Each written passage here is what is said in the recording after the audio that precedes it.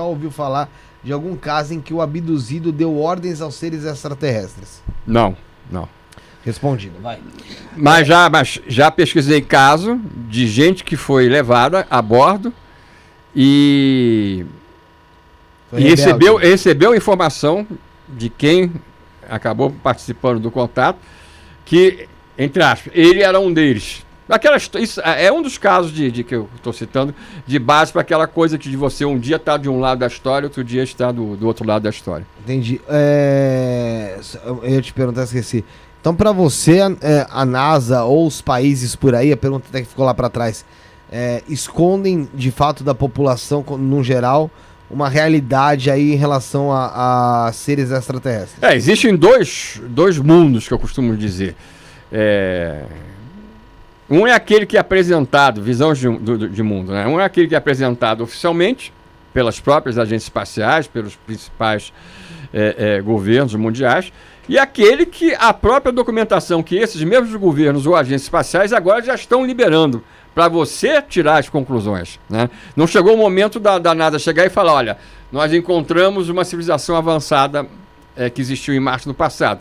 Mas a NASA já está mostrando as imagens que permitem que qualquer pessoa que as vejam, né, e tenha um mínimo de bom senso em analisar, vão verificar que não existe outra explicação, né? Isso vale tanto para as agências espaciais, para o Pentágono, para as Forças Armadas Americanas. Você vê, o Brasil aqui já liberou, como eu falei no início, perto de 7 mil laudas de documentos oficiais da Força Aérea. Eles não usaram a palavra extraterrestre em nenhum momento. Mas nos relatórios, em vários, consta a seguinte informação: que existe uma tecnologia, que existe um nível inexplicável de movimentação desses objetos e que existe um controle claramente inteligente. Olha...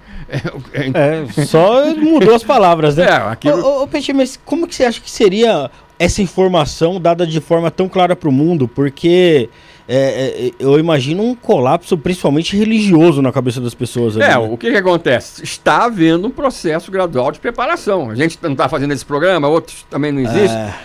O cinema não ajuda. Ou seja, está havendo esse processo de preparação, não só por parte de quem está aqui do lado dessa história, como eu estou falando agora, né, como nós aqui e outros tantos pelo mundo afora, né, como há um processo de preparação da nossa humanidade por parte de quem está do outro lado, com essas aparições, com essas coisas. Agora, é claro, como você colocou, hoje não é o dia deles se manifestarem globalmente de uma hora para outra, porque aí haveria um colapso total da nossa civilização, da nossa sociedade, porque uma grande parte da humanidade não está preparada para conviver com essa realidade, porque o desconhecido ainda é muito grande, né? Tá certo? Agora, você falou também do aspecto religioso.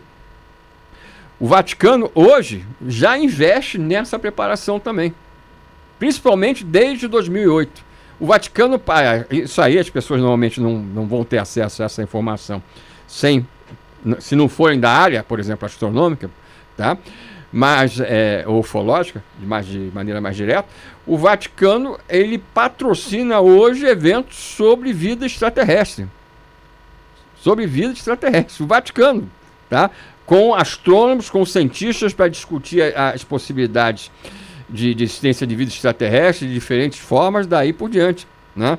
E aquele, hoje já antigo, mas que na época era o diretor do Observatório do Vaticano, padre José Manuel Fumes, eu nunca dei tanta entrevista como no ano de 2008, toda a minha história, porque foi em 2008, eu não me lembro o mês agora, em que o chefe do Observatório do Vaticano, jesuíta, esse padre, astrofísico, ele deu uma entrevista para o Jornal da Santa Sé, falando sobre vida extraterrestre, claro que com o aval do Papa, né? Óbvio. Né? Em que ele falou abertamente das possibilidades de vida extraterrestre, até superior à nossa aqui, a humana aqui da Terra, né? E disse mais, que se esses seres realmente existissem, aí é a maneira que eles usam, se eles realmente existissem, eles deveriam ser considerados como nossos irmãos. Pô, isso aí foi uma bomba no ano de 2008, né? Não parava de tocar o telefone, era rádio, era revista, era tudo. O nome disso é bumbum na mão, né? Tá com o bumbum na mão, não sabe o que vem de lá, melhor chamar de irmão. Né? O nome disso é isso. Agora, me lembra o seguinte, que só por causa desse tipo de declaração, aí do mesmo jeito que o Vaticano fez começou a fazer a ponte, vamos chamar assim, para a verdade, outras áreas religiosas aqui mesmo no Brasil viram isso como uma coisa absurda, né? Demoníaco. Foi justamente determinado. Eu tenho vários amigos evangélicos, tenho amigos evangélicos abduzidos até, que dão depoimentos, já deram, até alguns já falecidos, né? Mas tem é importante até que eu cite agora, o pastor Eduardo Vigil, evangélico, ele escreveu um livro que a gente divulga, né? A ufologia, olha, reparem o título, a ufologia à luz da Bíblia Sagrada, em que ele mostra que todas aquelas principais passagens do Novo e Antigo Testamento ligadas a aparições de anjos, envolvendo o próprio Jesus e personagens do Antigo Testamento, começando pelo profeta Ezequiel, foram aparições de extraplanetários realmente, né? Ele foi impedido de pregar na igreja dele, né? Mas continua em contato com a igreja, continua fazendo parte da igreja, especificamente dele, e já me colocou em contato com outros pastores que hoje já percebem dessa mesma maneira essa realidade. Ou seja, agora, isso não fez com que outras linhas evangélicas tenham eu participei de um debate uma vez com o pastor Silas Malafaia. Eu considero até que foi um dos momentos a nível de debate mais importantes que eu participei pelo nível que a coisa chegou, né? Porque eu fui colocado como a representação do próprio demônio ali, frente aos ouvintes, né? Não, isso não é porque era você não, tá? Fica tranquilo. Tá certo? Fosse a gente aqui, puta que eu pariu. Não, mas discutindo a Bíblia Sagrada lá, né? Nossa, né? Imagina. Tá? Mas foi excelente, porque apesar de alguns telefonemas que depois que eu recebi na minha secretária eletrônica da época, eu já estava ardendo no fogo do inferno, isso era o mínimo, né? Já pegou fogo. O diabo já levou sua alma. Né? Mas foi interessante, né? Mas você tem esse tipo de conflito dentro da área científica, dentro da área religiosa, porque você tem gente que já percebe a necessidade de começar uma abertura para a verdade, e existem outros que ainda estão presos. Então, se esse contato acontecesse nesse momento, eu não tenho a menor dúvida que seria o caos. E no fundo, essa pessoa que se sentiu ofendida, que vai te ligar, é porque ela tá acreditando mais em você do que no líder religioso dela. E aí acaba que incomodou e ofendeu ela de alguma forma. Eu não sei se vocês comentaram sobre a noite dos OVNIs.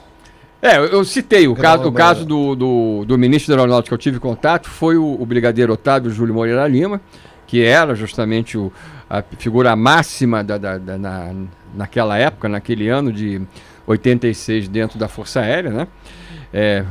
E ele, quando não houve 30 dias depois, primeiro ele confirmou os fatos, ele botou os pilotos até para falarem com certa reserva, né?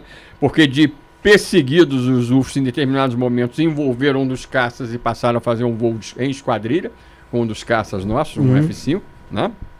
Isso, dito por ele, ou seja, informação oficial, mas só que ele prometeu para 30 dias depois um relatório detalhado da Força Aérea que não saiu. Por isso que eu procurei, junto com uma jornalista amiga, na época da TV Manchete, da extinta rede Manchete Televisão, chamada Regiane Schumann, e fizemos uma entrevista com ele, né? Em que aí ele falou o diabo mesmo, da tecnologia. Ele declarou claramente que o nível de tecnologia parecia magia frente aos nossos olhos, pelos deslocamentos desses objetos, que às vezes... A rapidez, né? Às vezes estava parado, em questão de 2, 3 segundos, já estava a mais de 1.500 km por hora, né? Teve o UFO que se movimentou a Mach 15 vezes a velocidade do som dentro da atmosfera. Isso tudo documentado, né? Agora, no final, ele acabou sendo meu hóspede, né? Então, aí, na minha pousada na Serra da Beleza, aí a gente conversou ainda com mais liberdade.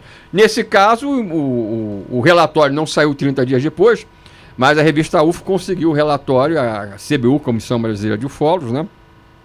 Que era parte dos membros da revista que estavam à frente dessa campanha, cujo nome foi, e é ainda, UFOs, Liberdade, Informação Já.